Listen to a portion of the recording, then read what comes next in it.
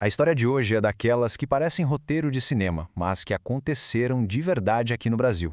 A gente vai conhecer o caso de um piloto que, para salvar mais de 100 pessoas e evitar um atentado contra o presidente, fez uma manobra acrobática com o Boeing, uma manobra que, na teoria, era simplesmente impossível.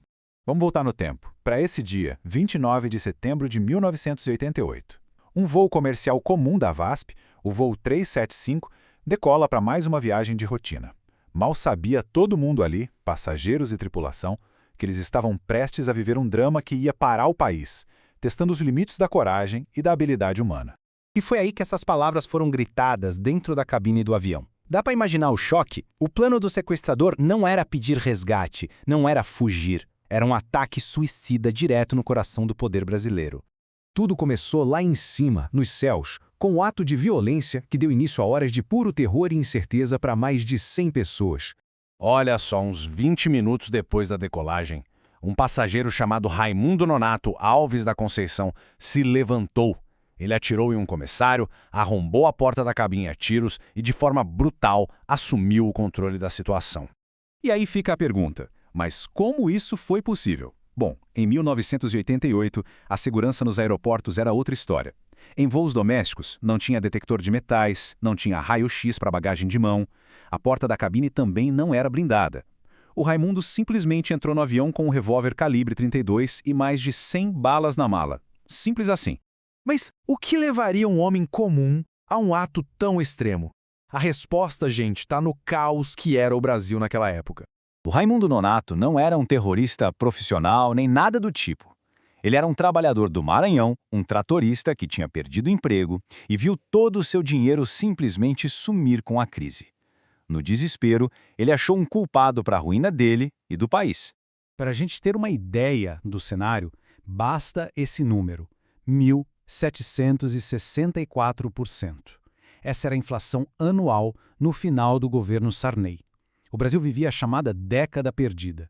Era uma época de hiperinflação, uma crise econômica brutal. O dinheiro perdia valor tão rápido que os preços no supermercado precisavam ser remarcados várias vezes no mesmo dia. Então, o ponto central é esse. O plano do Raimundo era um ato de protesto, um ato desesperado e suicida. Ele queria jogar aquele Boeing 737 direto no Palácio do Planalto para matar o presidente. Ele acreditava que essa era a única forma de punir quem ele achava ser o responsável pela sua desgraça. Só que, entre o plano do Raimundo e uma tragédia que seria inimaginável, tinha um homem, o comandante do voo. Com uma calma impressionante, no meio daquele caos todo, o comandante Murilo conseguiu, sem o sequestrador ver, digitar no transponder o código 7500. Esse é o sinal universal para sequestro de avião. Foi o primeiro passo de uma luta silenciosa pela sobrevivência de todos ali. Mas a situação piorou muito. Quando o controle de tráfego aéreo chamou pelo rádio para confirmar o alerta, o copiloto, Salvador Evangelista, o Vangelis, tentou responder. E aí o Raimundo atirou na nuca dele a queima-roupa. Matou na hora. A partir daquele momento, o comandante Murilo estava completamente sozinho. A pergunta que ficou no ar era desesperadora. Imagina a cena. O piloto sob a mira de uma arma, sem copiloto, com outros tripulantes feridos e o combustível acabando a cada segundo que passava. Não existia manual para uma situação como essa. E é nesse ponto que a história desafia qualquer lógica da aviação. Para salvar todo mundo, o comandante Murilo fez algo que nunca, jamais tinha sido feito num avião comercial daquele porte. Encurralado e sem combustível para ir onde o sequestrador mandava, o Murilo toma uma decisão que beira o inimaginável. Ele começa um tonel, que é um giro completo de 360 graus, como um parafuso, com um Boeing 737, e não parou por aí. Logo em seguida, ele forçou o avião a um mergulho em parafuso, uma queda de 9.000 metros em direção ao chão. Qual era o objetivo? Usar a força da gravidade, a pura força G, para derrubar, para incapacitar o sequestrador. A manobra foi tão absurda que tempos depois os próprios engenheiros da Boeing disseram que aquele avião não tinha sido projetado para sobreviver a algo assim. Enquanto o piloto executava esse plano super calculado, lá atrás para os passageiros, a sensação era de morte certa. Como disse um dos sobreviventes, a cabine virou um liquidificador. Era o terror absoluto, mas, ao mesmo tempo, era a única chance que eles tinham de sobreviver.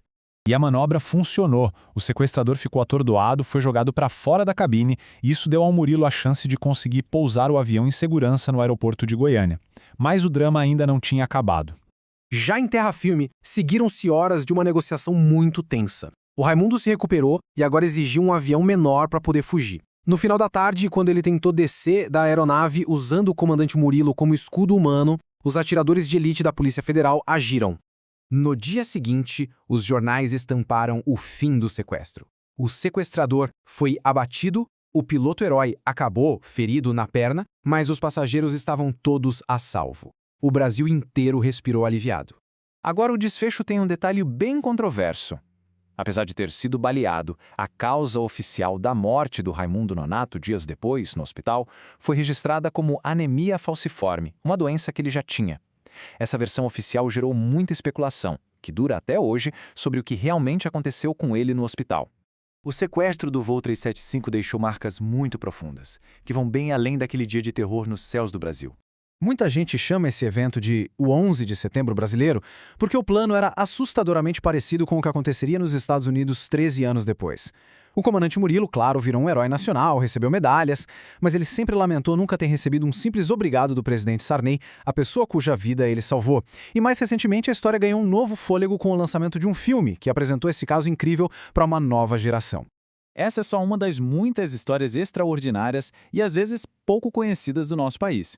E agora a gente quer saber, qual outro evento marcante da história do Brasil merece ser contado em detalhes por aqui? A sua sugestão pode virar nosso próximo tema. Deixa aí nos comentários e se curtiu essa análise, não esquece de se inscrever no canal para não perder os próximos conteúdos. Até a próxima!